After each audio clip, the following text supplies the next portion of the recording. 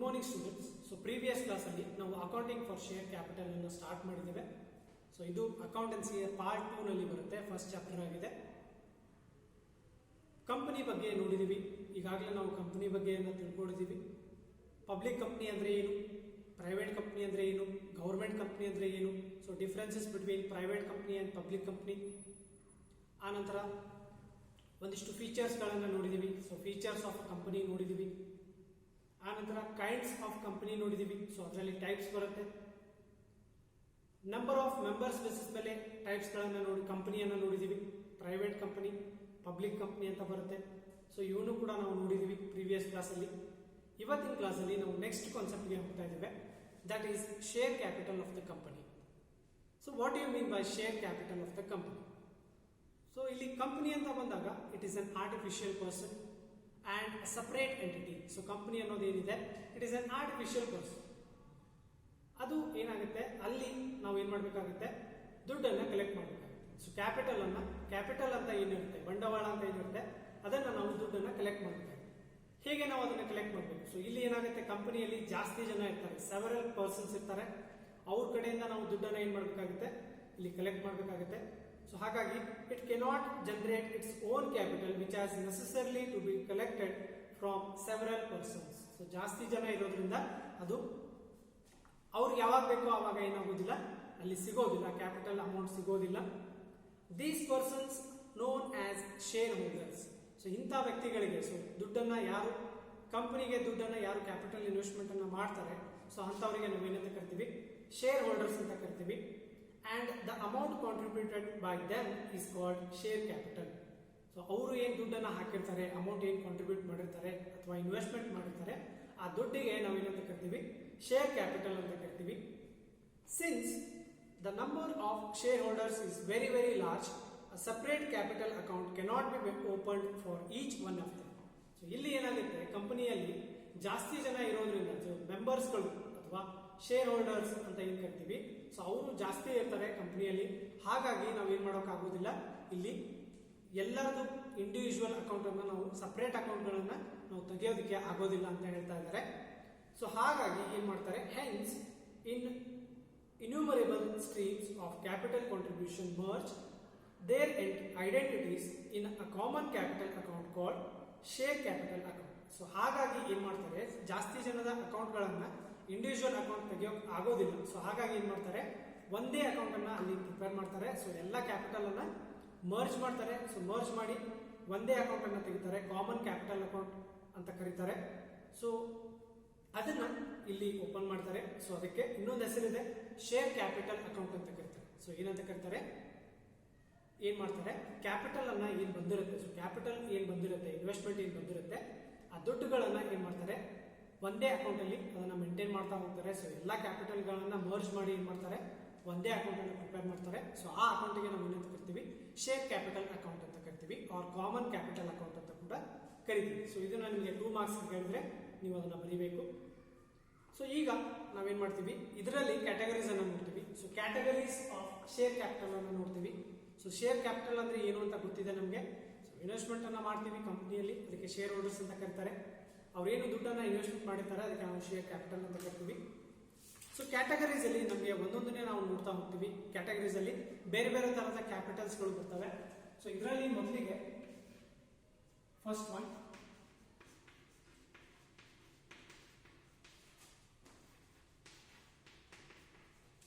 Authorised capital ಅಂತ ಬರುತ್ತೆ.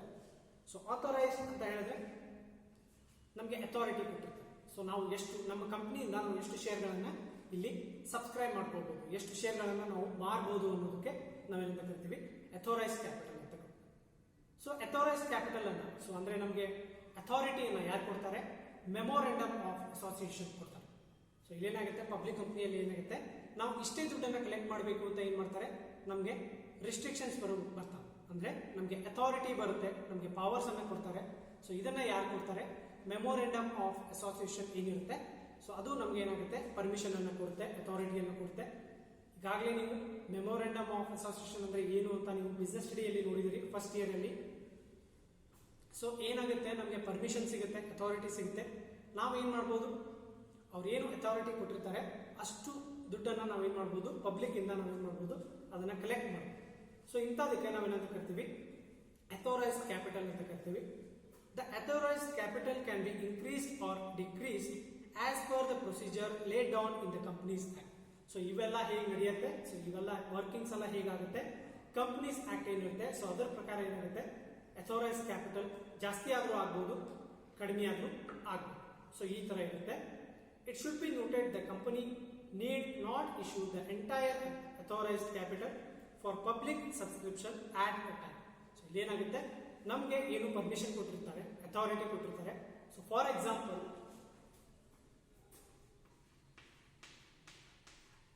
ನಮ್ಮ ಕಂಪನಿಯ ಶೇರ್ಸ್ 1 lakh ಆಗಿತ್ತು ಅಂತ ಹೇಳಿದ್ರೆ, ಸೊ ಅದಕ್ಕೆ ನಾವು ಪ್ರೈಸ್ ಅನ್ನ ಫಿಕ್ಸ್ ಮಾಡಿರ್ತೀವಿ.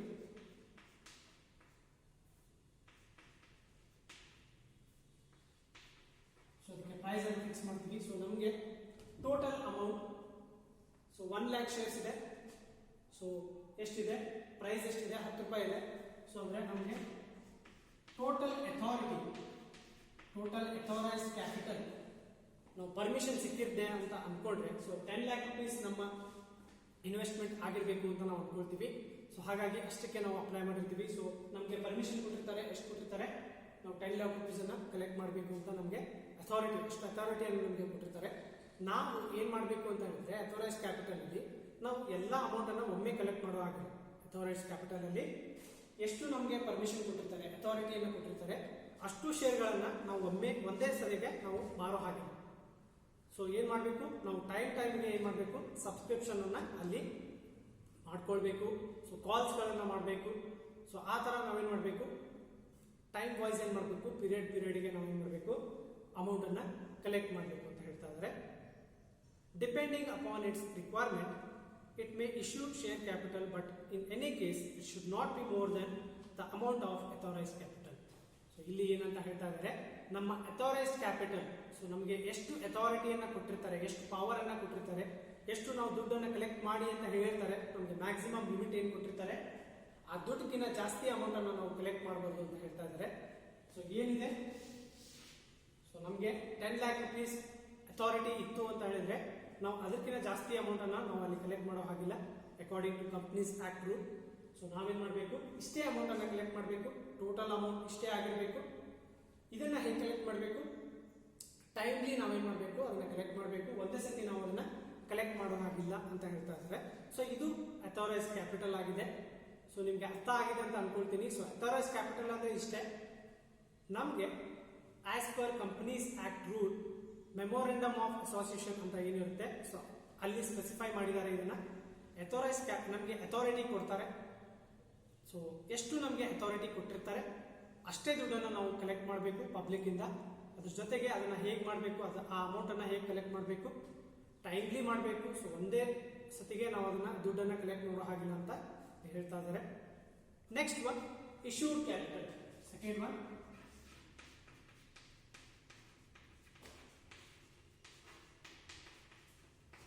ಸೊ ಹೆಸರಲ್ಲೇ ನಿಮಗೆ ಕೊಟ್ಟಿರ್ತಾರೆ, ಹೆಸರಲ್ಲೇ ನಿಮಗೆ ಅಂಡರ್ಸ್ಟ್ಯಾಂಡ್ ಆಗುತ್ತೆ. ಇದನ್ನ ಕರೆಕ್ಟ್ ಆಗಿ ನೋಡ್ಕೊಳ್ಬೇಕು. ಅಥೋರೈಸ್ಡ್ ಕ್ಯಾಪಿಟಲ್ ಅಂದ್ರೆ ಏನು, ನಿಮಗೆ ಅಥಾರಿಟಿ ಕೊಟ್ಟಿರ್ತಾರೆ. ಸೊ ಮ್ಯಾಕ್ಸಿಮಮ್ ಅಮೌಂಟ್ ನಿಮಗೆ ಲಿಮಿಟ್ ಕೊಟ್ಟಿರ್ತಾರೆ, ಮ್ಯಾಕ್ಸಿಮಮ್ ಲಿಮಿಟ್. ಸೊ ಈಗ ನಮಗೆ ಮ್ಯಾಕ್ಸಿಮಮ್ ಲಿಮಿಟ್ 10 lakh rupees ಕೊಟ್ಟಿದ್ರು ಅಂತಂದ್ರೆ, ನಾವು ಅದಕ್ಕಿಂತ ಜಾಸ್ತಿ ಅಮೌಂಟ್ ಅನ್ನ ಕಲೆಕ್ಟ್ ಮಾಡೋ ಹಾಗಿಲ್ಲ. 10 lakh rupees ನಮ್ಮ ಮ್ಯಾಕ್ಸಿಮಮ್ ಅಮೌಂಟ್ ಆಗಿರುತ್ತೆ. ಸೊ ಇದು authorised capital. Second one, issued capital ಅಂತ ಬರುತ್ತೆ. ಸೊ ಇಶ್ಯೂಡ್ ಕ್ಯಾಪಿಟಲ್ ಅಂತಂದ್ರೆ ನಾವು ಎಷ್ಟು ಕ್ಯಾಪಿಟಲ್ ಅನ್ನ ಇಶ್ಯೂ ಮಾಡಿದೀವಿ, ಸೊ ನಾವು ಎಷ್ಟು ಶೇರ್ಸ್ ಗಳನ್ನ ಇಶ್ಯೂ ಮಾಡಿದೀವಿ. ಸೊ ಪಬ್ಲಿಕ್ ಗೆ ನಾವೇನ್ ಮಾಡ್ತೀವಿ, ಶೇರ್ಸ್ ಗಳನ್ನ, ನಮ್ಮ ಶೇರ್ಸ್ ಗಳನ್ನ ಮಾರ್ತೀವಿ, ಇಶ್ಯೂ ಮಾಡ್ತೀವಿ. ಸೊ ಅವ್ರು ಏನ್ ಮಾಡ್ತಾರೆ, ಅದನ್ನ ಸಬ್ಸ್ಕ್ರೈಬ್ ಮಾಡ್ಕೊಳ್ತಾರೆ, ಅದನ್ನ ಪಡಿತಾರೆ. ಸೊ ಇದಕ್ಕೆ ನಾವೇನಂತ ಕರಿತೀವಿ, ಇಶ್ಯೂಡ್ ಕ್ಯಾಪಿಟಲ್ ಅಂತ ಕರಿತೀವಿ. So it is that part of authorised capital. So authorised capital ನ ಒಂದು ಭಾಗ ಆಗಿದೆ, which is actually issued to the public for subscription, including the shares allotted to vendors and signatories to the company's memorandum. So ಇಲ್ಲೇನಾಗುತ್ತೆ ಅಂತಂದ್ರೆ, authorised capital ಏನಿದೆ ಅದರದ್ದು ಒಂದು ಭಾಗ ಆಗಿದೆ ಇದು ಇಶ್ಯೂಡ್ ಕ್ಯಾಪಿಟಲ್. ಸೊ ಇಲ್ಲಿ ಏನಾಗುತ್ತೆ, ಅಥೋರೈಸ್ಡ್ ಕ್ಯಾಪಿಟಲ್ ಅಲ್ಲಿ ಏನಾಗುತ್ತೆ, ನಮಗೆ ಲಿಮಿಟ್ ಅನ್ನ ಸೆಟ್ ಮಾಡ್ತಾರೆ, ಒಂದಿಷ್ಟು ಅಮೌಂಟ್ ಅನ್ನ ಕಲೆಕ್ಟ್ ಮಾಡಬೇಕು ಅಂತ ಹೇಳ್ತಾರೆ. ಇಶ್ಯೂಡ್ ಕ್ಯಾಪಿಟಲ್ ಏನಾಗುತ್ತೆ, ಅಲ್ಲಿ ಶೇರ್ಸ್ ಗಳನ್ನ ಮಾರ್ತೀವಿ ನಾವು. ಆಕ್ಚುಲಿ ನಾವೇನ್ ಮಾಡ್ತೀವಿ, ಶೇರ್ಸ್ ಗಳನ್ನ ಮಾರ್ತೀವಿ. ಸೊ ಮಾರಿದಾಗ ನಾವೇನ್ ಮಾಡ್ತೀವಿ, ಪಬ್ಲಿಕ್ ಕಡೆಯಿಂದ ಏನ್ ಮಾಡ್ತೀವಿ, ಅವರಿಂದ ನಮಗೆ ರೆಸ್ಪಾನ್ಸ್ ಬರುತ್ತೆ. ಪಬ್ಲಿಕ್ ಅದನ್ನ ಏನ್ ಮಾಡ್ತಾರೆ, ಸಬ್ಸ್ಕ್ರಿಪ್ಷನ್ ಮಾಡ್ಕೊಳ್ತಾರೆ. ನಮ್ಮ ಶೇರ್ಸ್ ಗಳನ್ನ ಪಬ್ಲಿಕ್ ಏನ್ ಮಾಡ್ತಾರೆ, ಪರ್ಚೇಸ್ ಮಾಡ್ಕೊಳ್ತಾರೆ. ಅದಕ್ಕೆ ನಾವೇನಂತ ಕರಿತೀವಿ, ಇಶ್ಯೂಡ್ ಕ್ಯಾಪಿಟಲ್ ಅಂತ ಕರಿತೀವಿ. ಸೊ ನಾವು ಎಷ್ಟು ಇಶ್ಯೂ ಮಾಡಿದ್ವಿ, ನಾವೆಷ್ಟು ಪಬ್ಲಿಕ್ ಗೆ ಶೇರ್ಸ್ ಗಳನ್ನ ಇಶ್ಯೂ ಮಾಡಿದ್ವಿ. ಸೊ ಈಗಾಗಲೇ ನಿಮಗೆ ಹೇಳಿದೀನಿ, ಅಥರೈಸ್ ಕ್ಯಾಪಿಟಲ್ ಅಲ್ಲಿ ಏನಾಗುತ್ತೆ, ನಮಗೆ ರಿಸ್ಟ್ರಿಕ್ಷನ್ ಹಾಕ್ತಾರೆ ಎಷ್ಟು ನಾವು ದುಡ್ಡನ್ನ ಕಲೆಕ್ಟ್ ಮಾಡಬೇಕು ಅಂತ. ಅದು ಕೂಡ ಹೇಗೆ ಹೇಳಿದ್ದೇನೆ ನಾನು, ಸಡನ್ಲಿ ನಮಗೆ ದುಡ್ಡನ್ನ ಇಸ್ಕೊಳ್ಳೋಕೆ ಹೇಳೋದಿಲ್ಲ. ಸಡನ್ಲಿ ನಾವು ಅಲ್ಲಿ ದುಡ್ಡನ್ನ ಇಸ್ಕೊಳ್ಳೋ ಹಾಗಿಲ್ಲ, ಟೈಮ್ಲಿ ನಾವೇನ್ ಮಾಡಬೇಕು, ದುಡ್ಡನ್ನ ಇಸ್ಕೊಳ್ಬೇಕು. For example, authorised capital 10 lakh rupees ಇದ್ರೆ ನಾವು ಏನ್ ಮಾಡಬೇಕು, ಮೊದಲಿಗೆ ನಾವೇನ್ ಮಾಡಬೇಕು, 5 lakh rupees ಅನ್ನ ನಾವೇನ್ ಮಾಡಬೇಕು, ಇಶ್ಯೂ ಮಾಡಬೇಕು. ಸೊ ಎಲ್ಲ ಅಮೌಂಟ್ ಅನ್ನ ನಾವು ಒಂದೇ ಸತಿಗೆ ನಾವು ಕಲೆಕ್ಟ್ ಮಾಡೋದಿಲ್ಲ. ಅದು ಬದಲು ನಾವೇನ್ ಮಾಡ್ತೀವಿ, ಒಂದಿಷ್ಟು ಅಮೌಂಟ್ ಅನ್ನ ಏನ್ ಮಾಡ್ತೀವಿ, ಒಂದಿಷ್ಟು ಅಮೌಂಟ್ ನ ಶೇರ್ ಅನ್ನ ನಾವೇನ್ ಮಾಡ್ತೀವಿ, ಅಲ್ಲಿ ಮಾರ್ತಾ ಹೋಗ್ತೀವಿ. ಸೊ ಈ ತರ ನಾವೇನ್ ಮಾಡ್ತೀವಿ, ಇಶ್ಯೂಡ್ ಕ್ಯಾಪಿಟಲ್ ಅಂತ ಮಾಡ್ತೀವಿ. ಥರ್ಡ್ ಒನ್ ಬರುತ್ತೆ, third one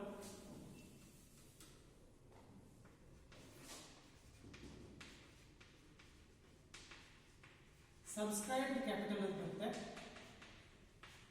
subscribed capital.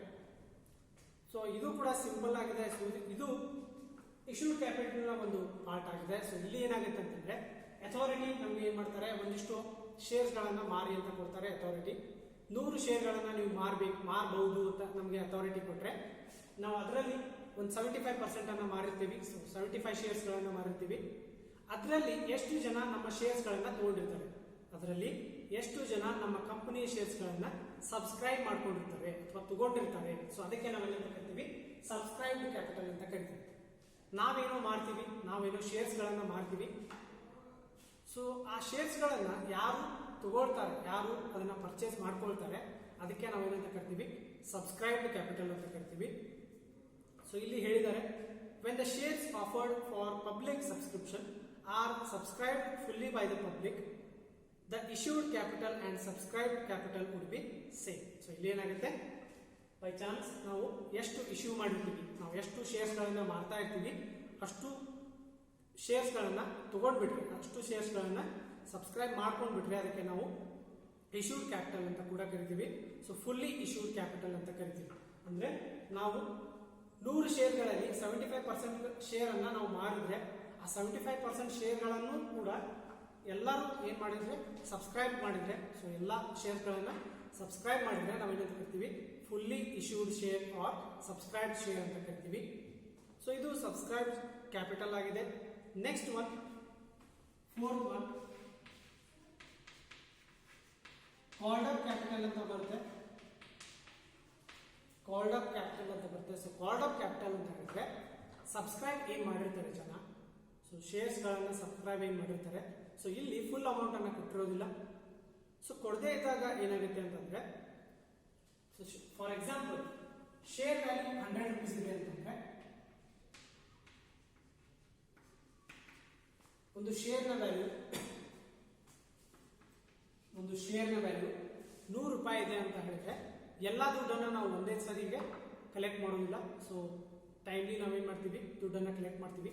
So ಇಲ್ಲಿ ಮೊದಲಿಗೆ ಒಂದು 50 rupees ಅನ್ನ ಕಲೆಕ್ಟ್ ಮಾಡಿರ್ತಾರೆ ಅಂತ ಅನ್ಕೊಂಡ್ರೆ, ಟೋಟಲ್ 100 rupees ಇರುತ್ತೆ. ಅದರಲ್ಲಿ 50 rupees ಅನ್ನ ಕಲೆಕ್ಟ್ ಮಾಡಿದ್ರೆ ಬಾಕಿ ಎಷ್ಟು ಉಳಿಯುತ್ತೆ, 50 rupees ಉಳಿಯುತ್ತೆ. ಆ 50 rupees ಅನ್ನ ಏನ್ ಮಾಡ್ತಾರೆ, ದುಡ್ಡನ್ನ ಕೊಡಿ ಅಂತ ಕೇಳ್ತಾರೆ. ಸೊ ಅದಕ್ಕೆ ನಾವು ಕಾಲ್ಡ್ ಅಪ್ ಕ್ಯಾಪಿಟಲ್ ಅಂತ ಕರಿತೀವಿ. ಸೊ ಏನು ಡ್ಯೂಸ್ ಇರುತ್ತೆ, ಸೊ ಏನು ಬ್ಯಾಲೆನ್ಸ್ ಇರುತ್ತೆ, ದುಡ್ಡು ಏನು ಬ್ಯಾಲೆನ್ಸ್ ಇರುತ್ತೆ ಕೊಡೋದಿದೆ, ಸೊ ಆ ಬ್ಯಾಲೆನ್ಸ್ ಗೆ ನಾವೇನ್ ಮಾಡ್ತೀವಿ, ಅದನ್ನ ಕಾಲ್ ಮಾಡ್ತೀವಿ. ನಮ್ಗೆ ದುಡ್ಡನ್ನ ಕೊಡಿ, ಇನ್ವೆಸ್ಟ್ಮೆಂಟ್ ಮಾಡಿ ಅಂತ ಏನ್ ಮಾಡ್ತೀವಿ, ಇಲ್ಲಿ ಕಾಲ್ ಮಾಡ್ತೀವಿ. ಸೊ ಅದಕ್ಕೆ ನಾವೇನಂತ ಕರಿತೀವಿ ಅವ್ರಿಗೆ ಹೇಳ್ತೀವಿ, ದುಡ್ಡನ್ನ ಕೊಡಿ, ರಿಮೈನಿಂಗ್ ಶೇರ್ನ ದುಡ್ಡನ್ನ ನಮ್ಗೆ ಕೊಡಿ ಅಂತ, ಇನ್ವೆಸ್ಟ್ಮೆಂಟ್ ಮಾಡಿ ಅಂತ ಹೇಳ್ತೀವಿ. ಸೊ ಅದಕ್ಕೆ ನಾವೇನಂತ ಕರಿತೀವಿ, ಕಾಲ್ಡ್ ಅಪ್ ಕ್ಯಾಪಿಟಲ್ ಅಂತ ಕರಿತೀವಿ. ಸೊ ಎಕ್ಸಾಂಪಲ್ ಅನ್ನ ಕೊಟ್ಟಿದ್ದಾರೆ ಇಲ್ಲಿ, the company may decide to call the entire amount or part of face value of shares. So ಅಂದ್ರೆ ಇಲ್ಲಿ ಏನ್ ಮಾಡ್ತಾರೆ, ಕಂಪನಿ ಏನ್ ಮಾಡ್ತಾರೆ, ಮೊದಲಿಗೆ ಏನ್ ದುಡ್ಡು ಕೊಟ್ಟಿದ್ರು, ಸೊ ಅದರ ರಿಮೈನಿಂಗ್ ಏನ್ ಅಮೌಂಟ್ ಇರುತ್ತೆ ಆ ದುಡ್ಡನ್ನ ಕಲೆಕ್ಟ್ ಮಾಡೋದಕ್ಕೆ ಏನ್ ಮಾಡುತ್ತೆ, ಯಾರು ಶೇರ್ ಹೋಲ್ಡರ್ಸ್ ಇರ್ತಾರೆ ಅವ್ರಿಗೆ ಏನ್ ಮಾಡುತ್ತೆ, ಒಂದು ಕಾಲ್ ಅನ್ನ ಮಾಡುತ್ತೆ, ಅಂದ್ರೆ ದುಡ್ಡನ್ನ ಕೊಡಿ ಅಂತ ಇಲ್ಲಿ ಹೇಳುತ್ತೆ. ಎಕ್ಸಾಂಪಲ್ ಕೊಟ್ಟಿದ್ದಾರೆ, if the face value of share allotted is ₹10, ಅಂದ್ರೆ 10 rupees ಇದೆ ಒಂದು ಶೇರಿಗೆ, and the company has called up only ₹7 per share, so company 7 ರೂಪಾಯಿ ಕೊಡಬೇಕು ಅಂತ ಏನ್ ಮಾಡ್ತಾರೆ, ಕಾಲ್ಡ್ ಅಪ್ ಮಾಡ್ತಾರೆ. The called up capital is ₹7. So company ಎಷ್ಟು ದುಡ್ಡನ್ನ ಪೇಮೆಂಟ್ ಮಾಡಿ ಅಂತ ಹೇಳ್ತಾರೆ, ಅದಕ್ಕೆ ನಾವು ಕಾಲ್ಡ್ ಅಪ್ ಕ್ಯಾಪಿಟಲ್ ಅಂತ ಕರಿತೀವಿ. ಫಾರ್ ಎಕ್ಸಾಂಪಲ್ ಇಲ್ಲಿ 100 ರೂಪಾಯಿ ಪರ್ ಶೇರ್ ಅಂತ ಹೇಳಿದೆ, ಕಂಪನಿನೇ ಹೇಳುತ್ತೆ. ಸೊ ಕಂಪನಿ ಏನ್ ಮಾಡುತ್ತೆ, ಇಷ್ಟು ದುಡ್ಡನ್ನ ನೀವು ತುಂಬಬೇಕು ಅಂತ ಹೇಳುತ್ತೆ. ಸೊ 100 ರೂಪೀಸ್ ಅಲ್ಲಿ 50 ರೂಪೀಸ್ ಅನ್ನ ನೀವು ಈಗ ಪೇಮೆಂಟ್ ಮಾಡಿ ಅಂತ ಹೇಳಿದ್ರೆ ಅದು ಏನಾಗುತ್ತೆ, ಕಾಲ್ಡ್ ಅಪ್ ಕ್ಯಾಪಿಟಲ್ ಆಗುತ್ತೆ. So next one paid up capital. ಇದರಲ್ಲಿ next one paid up capital. So called up capital ಅಂದ್ರೆ ಏನು ಅಂತ ನೋಡಿದೀವಿ. ಕಂಪನಿ ಏನ್ ಮಾಡುತ್ತೆ, ಎಷ್ಟು ದುಡ್ಡನ್ನ ತುಂಬ್ರಿ ಅಂತ ಏನ್ ಮಾಡುತ್ತೆ, ಎಷ್ಟು ದುಡ್ಡನ್ನ ಇನ್ವೆಸ್ಟ್ಮೆಂಟ್ ಮಾಡಿ ಅಂತ ಹೇಳುತ್ತೆ, ಅದಕ್ಕೆ ನಾವು ಕಾಲ್ಡ್ ಅಪ್ ಕ್ಯಾಪಿಟಲ್ ಅಂತ ಕರಿತೀವಿ. ಪೇಡ್ ಅಪ್ ಕ್ಯಾಪಿಟಲ್ ಅಂತ ಹೇಳಿದ್ರೆ ಶೇರ್ ಹೋಲ್ಡರ್ಸ್ಗಳು ಎಷ್ಟು ದುಡ್ಡನ್ನ ಪೇಮೆಂಟ್ ಮಾಡಿರ್ತಾರೆ, ಅದಕ್ಕೆ ನಾವು ಪೇಡ್ ಅಪ್ ಕ್ಯಾಪಿಟಲ್ ಅಂತ ಕರಿತೀವಿ. ಸೊ 100 ರೂಪಾಯಲ್ಲಿ 70% ದುಡ್ಡನ್ನ ಕಟ್ಟಿದ್ರೆ, 100 ರೂಪಾಯಲ್ಲಿ 70% ದುಡ್ಡನ್ನ ಕಟ್ಟಿದ್ರೆ ಅದಕ್ಕೆ ನಾವೇನಂತ ಕರಿತೀವಿ, ಪೇಡ್ ಅಪ್ ಕ್ಯಾಪಿಟಲ್ ಅಂತ ಕರಿತೀವಿ. ಅದಕ್ಕೆ ಏನಂತೀವಿ, paid up capital. So company ಎಷ್ಟು ಹೇಳಿರುತ್ತೆ ಅಷ್ಟು ದುಡ್ಡನ್ನ ನಾವು ಕಟ್ಟಿದ್ರೆ ಅದಕ್ಕೆ ನಾವೇನಂತ ಕರಿತೀವಿ, ಪೇಡ್ ಅಪ್ ಕ್ಯಾಪಿಟಲ್ ಅಂತ ಕರಿತೀವಿ. ನೆಕ್ಸ್ಟ್ ಒನ್ ಅನ್ಕಾಲ್ಡ್ ಕ್ಯಾಪಿಟಲ್ ಅಂತ ಕರಿತೀವಿ. 6 ಒನ್ ಅನ್ಕಾಲ್ಡ್ ಕ್ಯಾಪಿಟಲ್ ಅಂತ ಕರಿತೀವಿ. ಸೊ ಕಾಲ್ಡ್ ಕ್ಯಾಪಿಟಲ್ ನ ಅಪೋಸಿಟ್ ಇರುತ್ತೆ, ಕಾಲ್ಡ್ ಕ್ಯಾಪಿಟಲ್ ನ ಅಪೋಸಿಟ್ ಇರುತ್ತೆ. ಫಾರ್ ಎಕ್ಸಾಂಪಲ್ 10 ರೂಪೀಸ್ ಅಲ್ಲಿ 7 ರೂಪೀಸ್ ಅನ್ನ ಕಾಲ್ ಮಾಡಿದ್ರೆ, ಸೊ 10 ರೂಪಾಯಲ್ಲಿ 7 ರೂಪಾಯಿಯನ್ನ ಪೇಮೆಂಟ್ ಮಾಡಿ ಅಂತ ಕೇಳಿದ್ರೆ ಅಂದ್ರೆ ಕಾಲ್ಡ್ ಅಪ್ ಕ್ಯಾಪಿಟಲ್ ಮಾಡಿದ್ರೆ ರಿಮೈನಿಂಗ್ ಏನಿರುತ್ತೆ, ಸೊ ರಿಮೈನಿಂಗ್ ಎಷ್ಟು ಉಳಿಯುತ್ತೆ, 3 ರೂಪೀಸ್ ಉಳಿಯುತ್ತೆ. ಆ 3 ರೂಪೀಸ್ ಏನಾಗುತ್ತೆ, ಅನ್ಕಾಲ್ಡ್ ಕ್ಯಾಪಿಟಲ್ ಆಗುತ್ತೆ. ಕಾಲ್ಡ್ ಅಪ್ ಕ್ಯಾಪಿಟಲ್ ಯಾವಾಗ ಆಗುತ್ತೆ, ಕಂಪನಿ ಏನ್ ಮಾಡುತ್ತೆ, ಇಷ್ಟು ದುಡ್ಡನ್ನ ನೀವು ತುಂಬಬೇಕು ಅಂತ ಹೇಳಿದ್ರೆ ಅದು ಕಾಲ್ಡ್ ಅಪ್ ಕ್ಯಾಪಿಟಲ್ ಆಗುತ್ತೆ. ಅವರು ಏನು ರಿಸ್ಟ್ರಿಕ್ಷನ್ಸ್ ಹಾಕಲಿಲ್ಲ, ಸೊ ಬಾಕಿ ರಿಮೈನಿಂಗ್ ಏನಿರುತ್ತೆ ಉಳಿದಿರುತ್ತೆ, ಅದಕ್ಕೆ ಕಾಲ್ ಮಾಡಲಿಲ್ಲ ಅಂತಂದ್ರೆ ಅದಕ್ಕೆ ಅದನ್ನ ನಾವೇನಂತ ಕರಿತೀವಿ, ಅನ್ಕಾಲ್ಡ್ ಕ್ಯಾಪಿಟಲ್ ಅಂತ ಕರಿತೀವಿ. ಲಾಸ್ಟ್ ಒನ್ ಬರುತ್ತೆ ರಿಸರ್ವ್ ಕ್ಯಾಪಿಟಲ್ ಅಂತ ಬರುತ್ತೆ. ಲಾಸ್ಟ್ ಒನ್ ರಿಸರ್ವ್ ಕ್ಯಾಪಿಟಲ್ ಅಂತ ಬರುತ್ತೆ. A company may reserve a portion of its uncalled capital to be called only in the event of winding up of the company.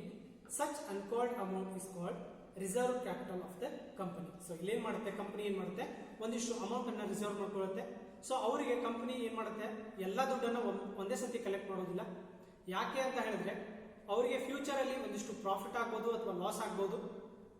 Safety ಪರ್ಪಸ್ಗೆ, so security ಪರ್ಪಸ್ಗೆ ಏನ್ ಮಾಡ್ತಾರೆ, ಎಲ್ಲಾ ದುಡ್ಡನ್ನ ಅವರು collect ಮಾಡೋದಿಲ್ಲ, ಒಂದಿಷ್ಟು ದುಡ್ಡನ್ನ ಅವರು ರಿಸರ್ವ್ ಪೋರ್ಷನ್ ಅನ್ನಾಗಿ ಇಟ್ಕೊಳ್ತಾರೆ.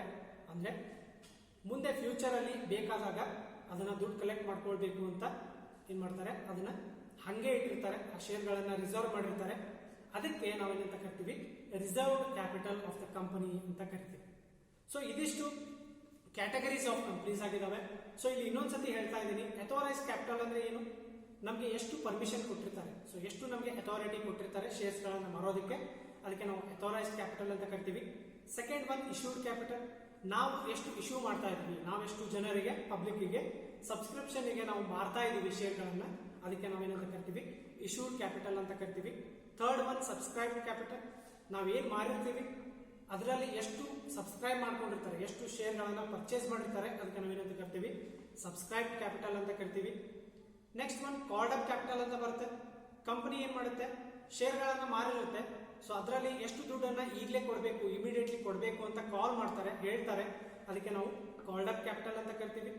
Next one paid up capital, so company ಎಷ್ಟು ಹೇಳಿರ್ತಾರೆ ಅಷ್ಟು ದುಡ್ಡನ್ನ ಕೊಟ್ಟಿರ್ತಾರೆ ಶೇರ್ ಹೋಲ್ಡರ್ಸ್ಗಳು, ಸೊ ಅದಕ್ಕೆ ಎಷ್ಟು ದುಡ್ಡನ್ನ ಅವರು ಪೇಮೆಂಟ್ ಮಾಡ್ತಾರೆ, ಅದಕ್ಕೆ ನಾವೇನಂತ ಕರಿತೀವಿ, ಪೇಡ್ ಅಪ್ ಕ್ಯಾಪಿಟಲ್ ಅಂತ ಕರಿತೀವಿ. ನೆಕ್ಸ್ಟ್ ಒನ್ ಅನ್ಕಾಲ್ಡ್ ಕ್ಯಾಪಿಟಲ್ ಅಂತ ಬರುತ್ತೆ. ಸೊ ಏನು ಪೇಮೆಂಟ್ ಅನ್ನ ಮಾಡಿರ್ತಾರೆ ಕಾಲ್ಡ್ ಕ್ಯಾಪಿಟಲ್ಗೆ, ಸೊ ಅದರ ರಿಮೈನಿಂಗ್ ಶೇರ್ ಏನಿರುತ್ತೆ, ಸೊ ರಿಮೈನಿಂಗ್ ಅಮೌಂಟ್ ಏನಿರುತ್ತೆ ಅದಕ್ಕೆ ನಾವೇನಂತ ಕರಿತೀವಿ, ಅನ್ಕಾಲ್ಡ್ ಕ್ಯಾಪಿಟಲ್ ಅಂತ ಕರಿತೀವಿ. ಸೊ ಇನ್ನು ಲಾಸ್ಟ್ ಒನ್ ಬರುತ್ತೆ ರಿಸರ್ವ್ ಕ್ಯಾಪಿಟಲ್ ಅಂತ ಬರುತ್ತೆ. ಕಂಪನಿ ಏನ್ ಮಾಡುತ್ತೆ, ಫ್ಯೂಚರ್ ಅಲ್ಲಿ ಪ್ರಾಫಿಟ್ ಅಥವಾ ಲಾಸ್ ಆಗ್ಬಹುದು, ಎಕ್ಸ್ಪೆನ್ಸಸ್ ಆಗ್ಬಹುದು ಅಂತ ಏನ್ ಮಾಡ್ತಾರೆ, ಸಮ್ ಅಮೌಂಟ್ ಆಫ್ ಕ್ಯಾಪಿಟಲ್ ಅನ್ನ ಏನ್ ಮಾಡ್ತಾರೆ ಅಲ್ಲಿ ರಿಸರ್ವ್ ಮಾಡಿರ್ತಾರೆ, ಸಮ್ ಅಮೌಂಟ್ ಆಫ್ ಶೇರ್ಸ್ ಗಳನ್ನ ಅವರು ಮಾರಿರೋದಿಲ್ಲ, ಏನ್ ಮಾಡ್ತಾರೆ ಅವನ್ನ ರಿಸರ್ವ್ ಪೋರ್ಷನ್ ಅನ್ನಾಗಿ ಇಟ್ಟಿರ್ತಾರೆ, ಅದಕ್ಕೆ ನಾವು ಏನಂತ ಕರಿತೀವಿ, ರಿಸರ್ವ್ ಕ್ಯಾಪಿಟಲ್ ಅಂತ ಕರಿತೀವಿ. ಸೊ ಇದಿಷ್ಟು ಕ್ಯಾಟಗರೀಸ್ ಆಫ್ ಕ್ಯಾಪಿಟಲ್ ಆಗಿದೆ. ನೆಕ್ಸ್ಟ್ ಸೊ ನಾವು ನೆಕ್ಸ್ಟ್ ಕಾನ್ಸೆಪ್ಟ್ ಗೆ ಹೋಗ್ತಾ ಇರೋದು nature and classes of shares ಅಂತ ಬರುತ್ತೆ. ಸೊ ಶೇರ್ಸ್ ಅಲ್ಲಿ ವೆರೈಟಿ ಆಫ್ ಶೇರ್ಸ್ ಬರ್ತವೆ. ಸೊ ಇಲ್ಲಿ ನಿಮಗೆ ಯೂಶುವಲಿ 2 ಶೇರ್ಸ್ಗಳು ಬರ್ತವೆ. ಸೊ ಪಬ್ಲಿಕ್ ಕಂಪನಿ ಏನು ಮಾಡ್ಬೋದು, as per companies act the company can issue 2 type of shares. Company ಏನು ಮಾಡ್ಬೋದು, 2 ಟೈಪ್ ಆಫ್ ಶೇರ್ಸ್ಗಳನ್ನು ಇಲ್ಲಿ ಇಶ್ಯೂ ಮಾಡ್ಬೋದು, ಅಂದ್ರೆ ಮಾರ್ಬೋದು. ಅದರಲ್ಲಿ ಮೊದಲನೇದು ಪ್ರಿಫರೆನ್ಸ್ ಶೇರ್ ಅಂತ ಬರುತ್ತೆ, ಸೆಕೆಂಡ್ ಒನ್ ಇಕ್ವಿಟಿ ಶೇರ್ ಅಂತ ಬರುತ್ತೆ. ಮೊದಲನೇದು ಪ್ರಿಫರೆನ್ಸ್ ಶೇರ್. ಸೊ ಇವುಗಳು ನಿಮಗೆ ತುಂಬಾ ಇಂಪಾರ್ಟೆಂಟ್ ಆಗುತ್ತೆ. So nature and classes of shares.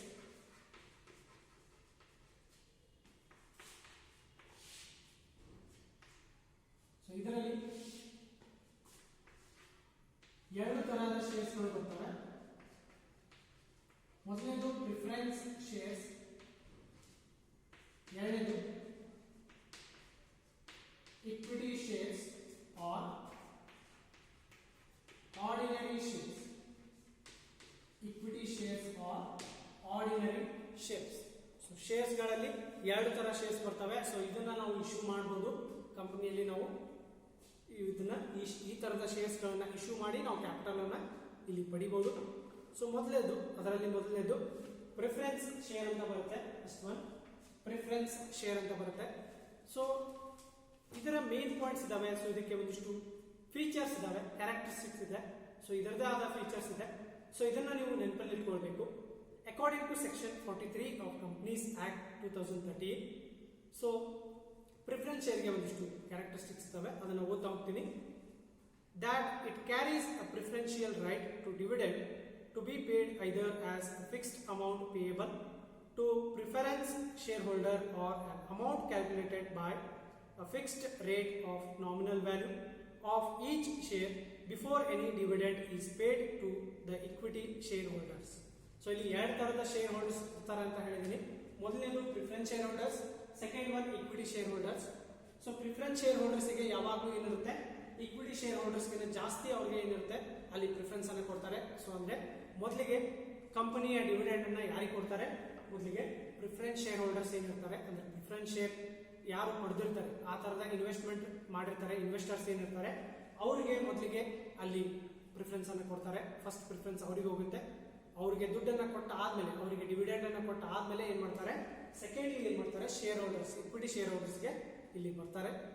Second one, so ಇಲ್ಲಿ ಪ್ರಿಫರೆನ್ಸ್ ಶೇರ್ ಹೋಲ್ಡರ್ಸ್ ಅಲ್ಲಿ ಅವರಿಗೆ ಡಿವಿಡೆಂಡ್ ಏನಿರುತ್ತೆ ಫಿಕ್ಸ್ ಆದ್ರೂ ಇರುತ್ತೆ, ಅಥವಾ ಅವ್ರಿಗೆ ಅಲ್ಲಿ ಒಂದು ರೇಟ್ ಅನ್ನ ಫಿಕ್ಸ್ ಮಾಡಿರ್ತಾರೆ, ನಾಮಿನಲ್ ವ್ಯಾಲ್ಯೂಗಿಂತ ಜಾಸ್ತಿ ಇರುತ್ತೆ, ಅಥವಾ ಏನಿರುತ್ತೆ ಅವ್ರು ಹೇಗೆ ಅದನ್ನ ಅಲ್ಲಿ ಅಗ್ರಿಮೆಂಟ್ ಮಾಡ್ಕೊಂಡಿರ್ತಾರೆ ಆ ಬೇಸಿಸ್ ಮೇಲೆ ಅವ್ರಿಗೆ ಡಿವಿಡೆಂಡ್ ಅನ್ನ ಕೊಡ್ತಾರೆ, ಕಂಪನಿಯಲ್ಲಿ ಡಿವಿಡೆಂಡ್ ಅನ್ನ ಕೊಡ್ತಾರೆ.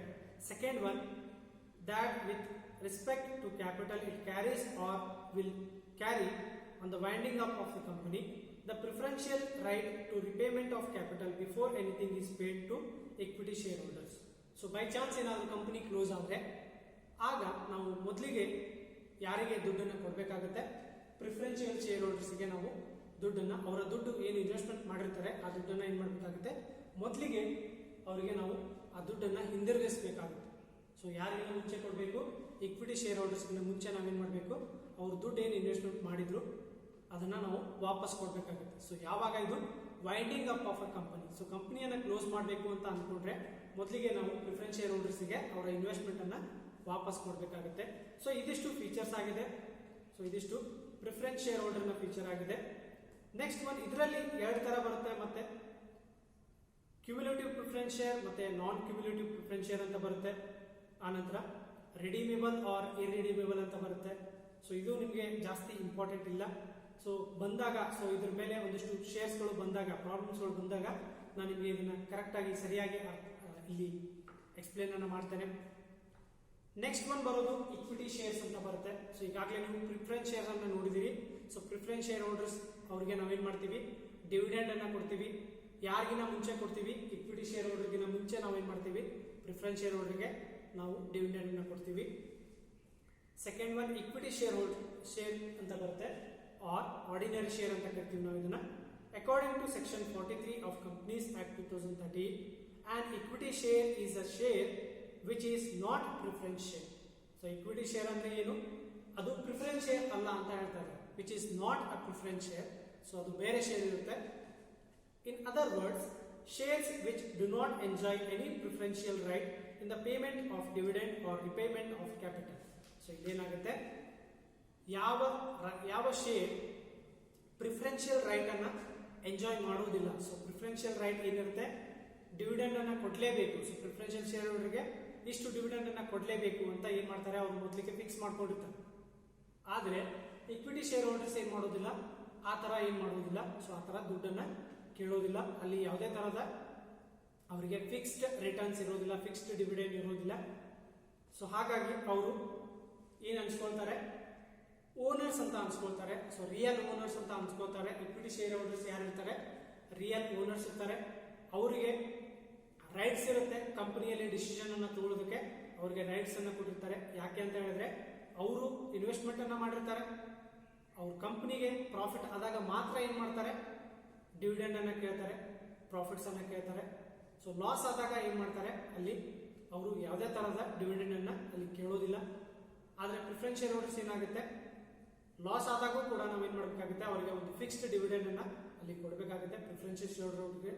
ಹಾಗಾಗಿ ಏನಾಗುತ್ತೆ, ಪ್ರಿಫರೆನ್ಷಿಯಲ್ ಶೇರ್ ಹೋಲ್ಡರ್ಗೆ ನಾವು ಅಲ್ಲಿ ಜಾಸ್ತಿ ರೈಟ್ಸ್ ಗಳನ್ನ ಕೊಟ್ಟಿರೋದಿಲ್ಲ ಕಂಪನಿಯಲ್ಲಿ ಡಿಸಿಷನ್ ತಗೊಳ್ಳೋದಕ್ಕೆ. ಸೊ ಇಕ್ವಿಟಿ ಶೇರ್ ಅಲ್ಲಿ the equity shareholders are entitled to share the distributable profits of the company after satisfying the dividend right of preference shareholder. So ಇವರಿಗೆ ನಾವು ಪ್ರಾಫಿಟ್ ಅನ್ನ ಕೊಡ್ತೀವಿ. ಯಾವಾಗ ಕೊಡ್ತೀವಿ ಅಂತ ಹೇಳಿದ್ರೆ, ಪ್ರಿಫರೆನ್ಸ್ ಶೇರ್ ಹೋಲ್ಡರ್ಸ್ ಗೆ ಕೊಟ್ಟು ಆದ್ಮೇಲೆ ನಾವು ಏನ್ ಮಾಡ್ತೀವಿ, ಇಕ್ವಿಟಿ ಶೇರ್ ಹೋಲ್ಡರ್ಸ್ ಗೆ ನಾವು ಅವ್ರಿಗೆ ಪ್ರಾಫಿಟ್ಸ್ ಅನ್ನ, ಕಂಪನಿಯ ಪ್ರಾಫಿಟ್ಸ್ ಗಳನ್ನ ಆದಾಗ ನಾವು ಅವ್ರಿಗೆ ಕೊಡ್ತೀವಿ.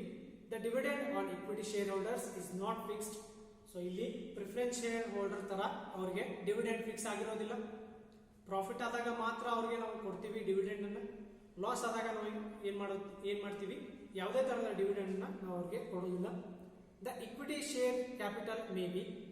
ಸೊ ಅವರಿಗೆ ಒಂದಿಷ್ಟು ರೈಟ್ಸ್ ಅನ್ನ ಕೊಟ್ಟಿರ್ತಾರೆ, ಅವ್ರಿಗೆ ಒಂದಿಷ್ಟು ಸ್ಪೆಷಲ್ ಫೀಚರ್ಸ್ ಅನ್ನ ಕೊಟ್ಟಿರ್ತಾರೆ, ಸ್ಪೆಷಲ್ ಅವ್ರಿಗೆ ರೂಲ್ಸ್ ಗಳನ್ನ ಮಾಡಿರ್ತಾರೆ, ಅವ್ರಿಗೆ ಫ್ರೀಡಮ್ ಅನ್ನ ಕೊಟ್ಟಿರ್ತಾರೆ. ಅದರಲ್ಲಿ first one with voting rights.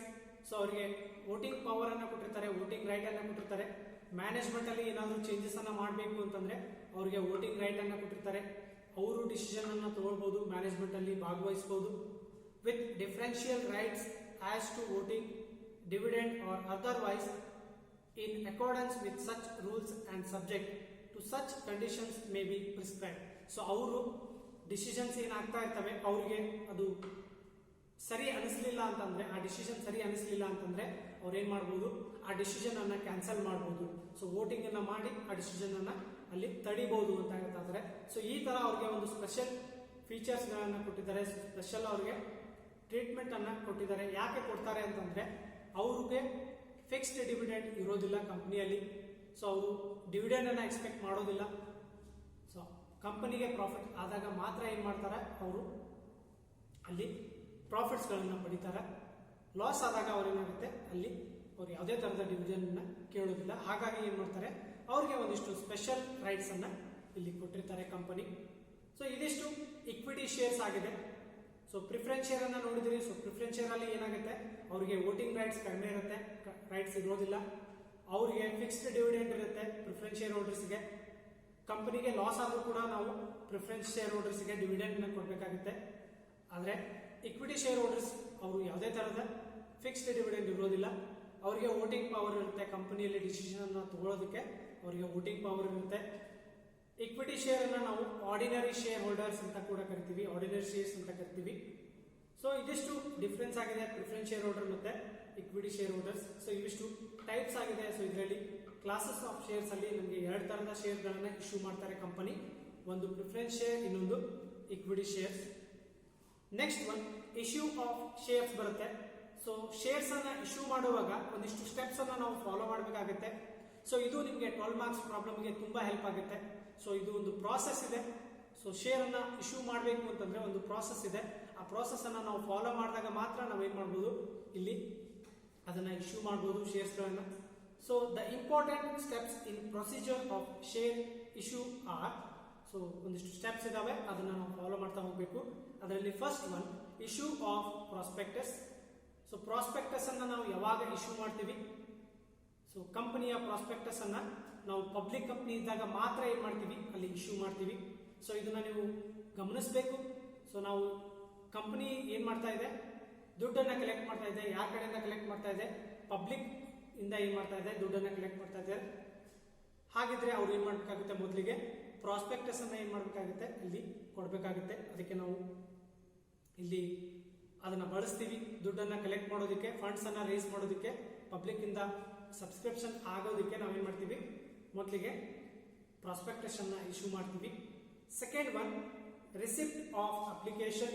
So prospectus ಅನ್ನ ಏನು ಕೊಟ್ಟಿರ್ತೀವಿ, ಇಶ್ಯೂ ಮಾಡಿರ್ತೀವಿ, ನೆಕ್ಸ್ಟ್ ಪ್ರೋಸೆಸ್ ಏನಾಗುತ್ತೆ, ರಿಸಿಪ್ಟ್ ಆಫ್ ಅಪ್ಲಿಕೇಶನ್ ಗಳನ್ನ ನಾವು ಪಡಿತೀವಿ. ಸೊ ಪ್ರಾಸ್ಪೆಕ್ಟಸ್ ಅಲ್ಲಿ ನಾವು ಅಪ್ಲಿಕೇಶನ್ ಫಾರ್ಮ್ ಅನ್ನ ಕೂಡ ಅಲ್ಲಿ ಕಳಿಸಿರ್ತೀವಿ. ಸೊ ಯಾರು ನಮ್ಮ ಕಂಪನಿಯ ಶೇರ್ಸ್ ಗಳನ್ನ ತಗೊಳ್ತಾರೆ, ಅಂದ್ರೆ ಅಪ್ಲಿಕಂಟ್ಸ್ ಅಂತ ಏನ್ ಕರಿತೀವಿ, ಅವರು ಏನ್ ಮಾಡ್ತಾರೆ, ಅಲ್ಲಿ ಅಪ್ಲೈ ಮಾಡ್ತಾರೆ, ಶೇರ್ ಗಳಿಗೆ ಅಪ್ಲೈ ಮಾಡ್ತಾರೆ.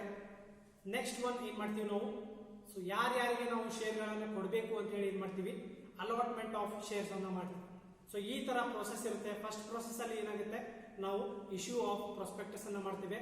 ಸೆಕೆಂಡ್ ಪ್ರೋಸೆಸ್ ಅಲ್ಲಿ ನಾವು ಏನ್ ಮಾಡ್ತೀವಿ, receipt of applicants. So application ಬರ್ತವೆ ನಮಗೆ, ಯಾರ್ಯಾರಿಗೆ ಶೇರ್ಗಳು ಕೇಳಿದ್ದಾರೆ, ಯಾರ್ಯಾರು ಶೇರ್ಗಳನ್ನ ನಮ್ಮ ಕಂಪನಿಯಲ್ಲಿ ತಗೊಳ್ಳೋದಕ್ಕೆ ಬಯಸ್ತಾರೆ ಅನ್ನೋದನ್ನ ನಾವಲ್ಲಿ ಗುರ್ತು ಮಾಡ್ಕೊಳ್ತೇವೆ, ನಮಗೆ ಗೊತ್ತಾಗುತ್ತೆ. ಫೈನಲಿ ನಾವೇನ್ ಮಾಡ್ತೇವೆ, ಒಂದಿಷ್ಟು ಶೇರ್ಸ್ ಗಳನ್ನ, ಸೊ ಒಂದಿಷ್ಟು ಜನಗಳಿಗೆ ನಾವೇನ್ ಮಾಡ್ತೀವಿ, ನಮ್ಮ ಕಂಪನಿಯ ಶೇರ್ಗಳನ್ನ ಇಲ್ಲಿ ಅಲಾಟ್ ಮಾಡ್ತೇವೆ. ಸೊ ಈ ತರ ನಮಗೆ ಪ್ರಾಸೆಸ್ ಇರುತ್ತೆ. ಸೊ ಇದನ್ನ ನಾವು ನೆನಪಲ್ಲಿ ಇಟ್ಕೊಳ್ಬೇಕು. ಸೊ ಈ ತರ ಪ್ರಾಸೆಸ್ ಮೇಲೆ ನಮಗೆ ಜರ್ನಲ್ ಎಂಟ್ರೀಸ್ಗಳು ಕೂಡ ಬರ್ತವೆ. ಸೊ ನೆಕ್ಸ್ಟ್ ಕ್ಲಾಸ್ ಅಲ್ಲಿ ನಾನು ಜರ್ನಲ್ ಎಂಟ್ರೀಸ್ ಹೇಳ್ತೇನೆ. ಸೊ ಯಾವ ತರ ಜರ್ನಲ್ ಎಂಟ್ರೀಸ್ಗಳು ಬರ್ತವೆ ಅಂತ ಹೇಳ್ತೇನೆ. ಸೊ ಇದರಲ್ಲಿ ಜರ್ನಲ್ ಎಂಟ್ರೀಸ್ ತುಂಬಾ ಇಂಪಾರ್ಟೆಂಟ್ ಆಗುತ್ತೆ. ನಿಮಗೆ ಜರ್ನಲ್ ಎಂಟ್ರೀಸ್ ಮೇಲೆ ಇಲ್ಲಿ ಪ್ರಾಬ್ಲಮ್ಸ್ಗಳು ಬರ್ತವೆ. ಸೊ ಇದರಲ್ಲಿ ಓವರ್ ಸಬ್ಸ್ಕ್ರಿಪ್ಷನ್ ಅಂತ ಬರುತ್ತೆ, ಅಂಡರ್ ಸಬ್ಸ್ಕ್ರಿಪ್ಷನ್ ಅಂತ ಬರುತ್ತೆ. ಸೊ ಇಶ್ಯೂ ಆಫ್ ಶೇರ್ಸ್ಗಳಲ್ಲಿ ಶೇರ್ಸ್ಗಳನ್ನ ಇಶ್ಯೂ ಮಾಡುವಾಗ ಪ್ರೀಮಿಯಂ ಅಂತ ಬರುತ್ತೆ, ಡಿಸ್ಕೌಂಟ್ ಅಂತ ಬರುತ್ತೆ, ಪಾರ್ ಅಂತ ಬರುತ್ತೆ. ಸೊ ಇವಿಷ್ಟುವನ್ನು ನಾನು ನೆಕ್ಸ್ಟ್ ಕ್ಲಾಸ್ ಅಲ್ಲಿ ನಿಮಗೆ ಹೇಳ್ಕೊಡ್ತೇನೆ. ಸೊ ನೀವು ಏನ್ ಮಾಡಬೇಕು ಅಂತ ಹೇಳಿದ್ರೆ, ಜರ್ನಲ್ ಎಂಟ್ರೀಸ್ಗಳು ಇದಾವೆ ಬುಕ್ ಅಲ್ಲಿ, ನಿಮ್ಮ ಟೆಕ್ಸ್ಟ್ ಬುಕ್ ಅಲ್ಲಿ ಕೊಟ್ಟಿದ್ದಾರೆ ಜರ್ನಲ್ ಎಂಟ್ರೀಸ್ ಗಳನ್ನ.